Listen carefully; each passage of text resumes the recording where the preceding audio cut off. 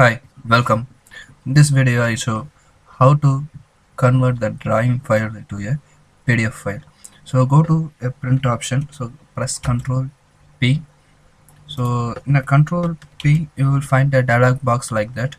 So in this dialog box you choose just DWG to PDF. This is one option, or else you can choose AutoCAD PDF to a general documentation, that is PDF. So these are some qualities available to convert the drawing to a PDF file, portable document format. So I'm choose a DWG to PDF. So once I choose that one, then PDF option. So I can choose different kinds of options available. That means DPI and lines override like that. So I don't want to change any of these things. Leave it as a default. And next to that, choose a paper size. What kind of paper size I am going to take a print, or I going to convert this drawing. So I just choose a ISO A4 sheet in a landscape model. So 297 as a width and 210 as a height. So once I given, and I'm going to choose a window, what size I'm going to take a printout. Okay, so once I choose a window,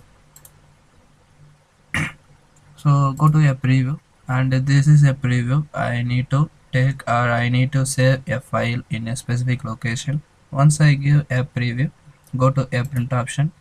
Once I go to a print option, I need to give which location I'm going to save this file. So just leave as it is in a desktop. So the file name I change as PDF1 as a desktop file. So the file type is given here, so that is a PDF file.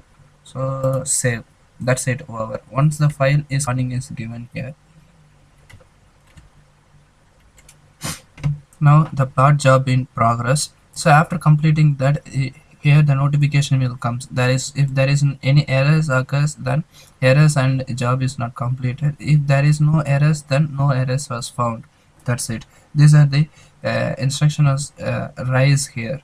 So until that, I'm going to the complete this video. So thanks for watching.